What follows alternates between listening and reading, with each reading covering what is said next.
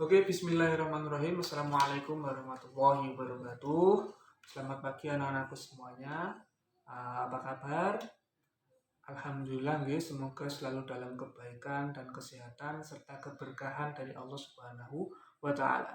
Oke, anak-anakku sekalian, sebelum kita mulai pelajaran kita hari ini, marilah kita berdoa terlebih dahulu supaya pembelajaran kita kali ini lancar dan pelajaran yang kita pelajari mudah untuk sampean-sampean pahami serta mendapatkan keberkahan dari Allah Subhanahu wa Ta'ala dalam proses belajar kita kali ini. Monggo kepada Mas Ketua kelas untuk dipimpin teman-temannya untuk berdoa. A'udzubillahi minasyaitonirrajim. Bismillahirrahmanirrahim. Alhamdulillahirabbil alamin. Arrahmanirrahim. Maliki yaumiddin. Iyyaka na'budu wa iyyaka nasta'in.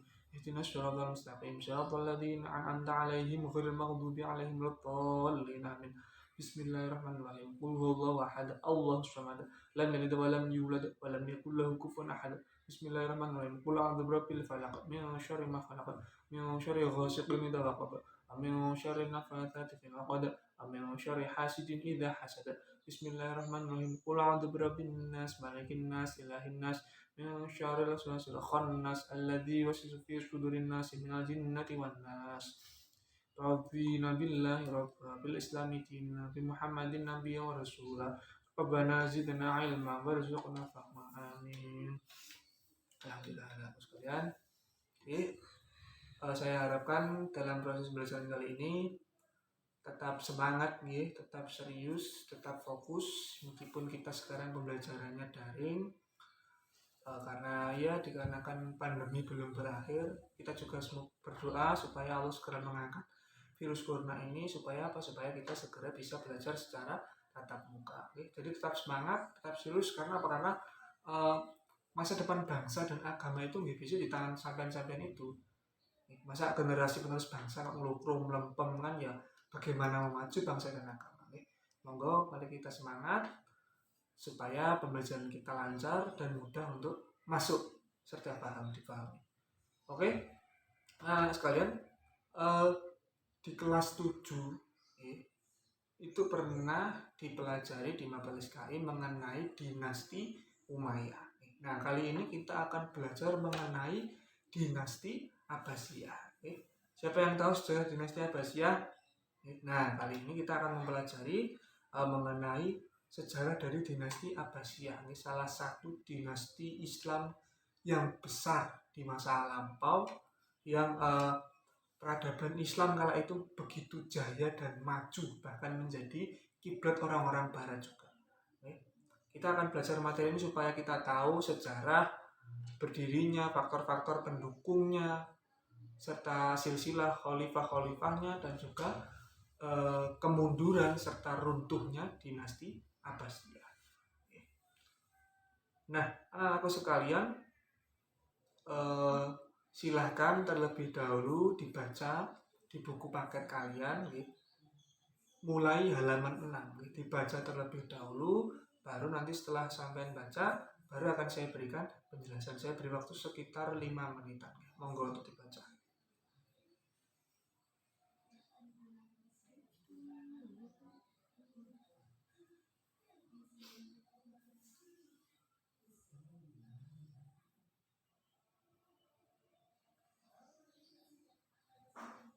Oke, sudah dibaca nih. Nah, sekarang saya akan menjelaskan sedikit mengenai yang sudah sampai baca itu tadi, mengenai di Zoom. Nah, oke, akan saya jelaskan sedikit mengenai sejarah dinasti Abbasiyah nih yang sudah sampean-sampean baca materinya tadi di buku paket. Nah, jadi dinasti Abbasiyah ini kenapa kok menamakan dinastinya dengan Abbasiyah? Itu karena disandarkan kepada salah satu keluarga Nabi Muhammad SAW, yaitu Abbas bin Abdul Muthalib. Maaf ya tulisan saya jelek, omnya dari kecil karena sampai tulisan. Nah, jadi para pendiri dinasti Abbasiyah itu merupakan keturunan dari Sayyidina Abbas. Oleh karena itu makanya disandarkan nama dinastinya menjadi Abbasiyah karena disandarkan dengan nama Sayyidina Abbas. Nah, dinasti Abbasiyah itu berkuasa sekitar 550 tahun. Dari tahun sekitar 750 sampai 1258 Masehi. Nah, dinasti Abbasiyah itu waktu itu ibu kotanya atau pusatnya itu di kota Baghdad di Irak, ya, di Irak, di mana kekuasaannya itu membentang luas meliputi Asia Barat, Asia Selatan, dan Afrika Utara, bahkan sampai Eropa.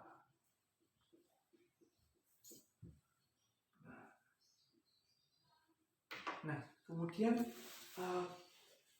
sejarah berdirinya itu seperti apa? Nah, di sini akan saya jelaskan mengenai faktor-faktor pendukung berdirinya dinasti Abbasiyah. Nah, di antara faktor-faktor pendukung berdirinya dinasti Abbasiyah itu yang pertama ada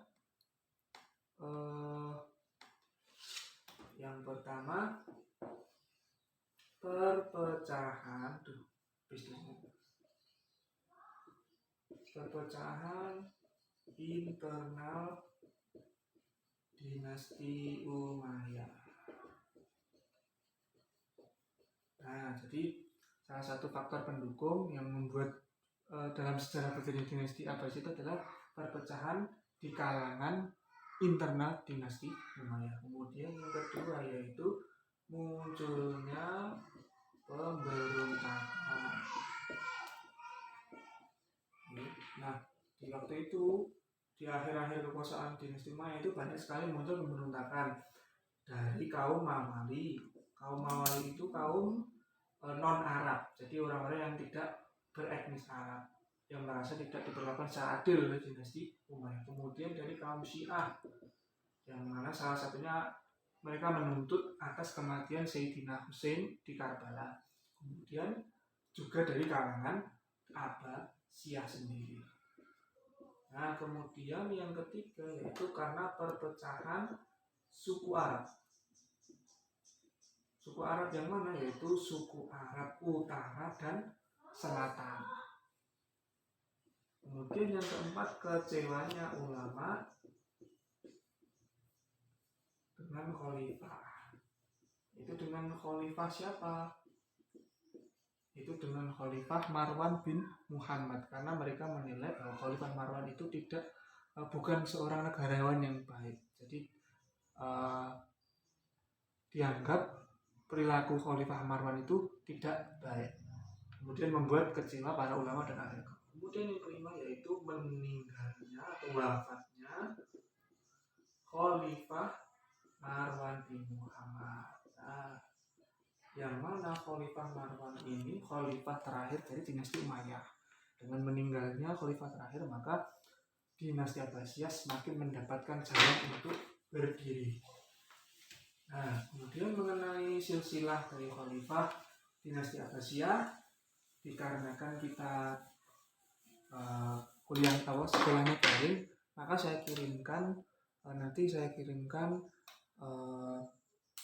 file tabel mengenai silsilah dari khalifah-khalifah dari dinasti Abbasiyah yang dipimpin sekitar 37 khalifah, yang mana khalifah pertamanya yaitu dipimpin oleh Abul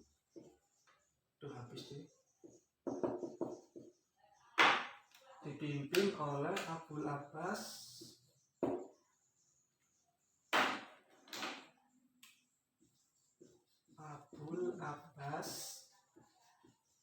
As-Sofa. Kemudian khalifah terakhirnya yaitu al-Mu'tasim billah, Khalifah al-Mu'tasim. Nanti silakan dibaca silsilah Khalifah dinasti Abbasiyah yang dipimpin sekitar oleh 37 khalifah. Yang pertama dipimpin oleh Abu Abbas As-Sofah, kemudian khalifah terakhirnya itu Al-Mu'tasim billah atau Abdullah bin Al-Muntasir billah. Nanti silahkan dibaca dan dipahami. Nah, kemudian sekarang kita akan belajar mengenai keruntuhan Daulah Abbasiyah. Jadi sama seperti dinasti Umayyah, dinasti Abbasiyah pun juga mengalami keruntuhan ataupun kemunduran. Di antara penyebab keruntuhan dinasti Abbasiyah yaitu ada dua faktor. Yang pertama faktor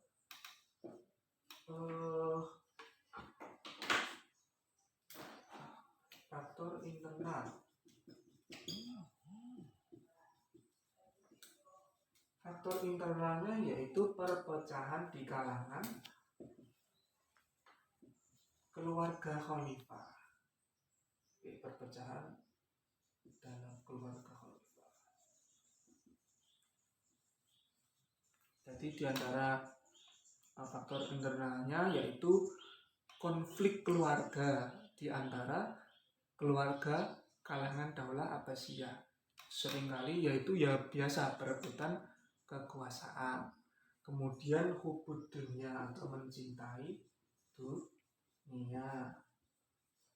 Kemudian itu meningkatnya konflik keagamaan. Meningkatnya konflik. Kemudian melemahnya jiwa patriotisme. Kemudian faktor eksternal yaitu faktor dari luar yang mengakibatkan runtuhnya dinasti Abbasiyah, yaitu diantaranya faktor eksternalnya yaitu serangan dari bangsa Mongol. Jadi bangsa Mongol kala itu melakukan ekspansi besar-besaran, salah satunya yang kena sasaran itu dinasti Abbasiyah yang dipimpin oleh Hulagu Khan. Kemudian banyak muncul pemberontakan dari kaum-kaum seperti rakyat. Kemudian adanya dominasi dari bangsa Turki. Dan akhirnya kekuasaan bangsa Turki dan Persia. Oke anak-anakku sekalian, itu saja yang kita pelajari kali ini. Sebagai tambahan, nanti saya kirimkan video secara dia silsilah dari Khilafah dan Bani Abbasiyah. Silahkan dilihat dan dibaca. Sebagai akhir saya berikan tugas, silahkan kerjakan soal di halaman terakhir itu. Oke, tetap semangat ya anak-anak. Minggu depan kita mungkin akan mempelajari sedikit dari sisa dari materi Bani Abbasiyah dan akan lanjut pada materi dinasti Ayyubiyah. Oke anak-anakku, tetap semangat. Mari kita akhiri dengan membaca Alhamdulillahirrahmanirrahim. Terima kasih atas perhatiannya. Wassalamualaikum warahmatullahi wabarakatuh.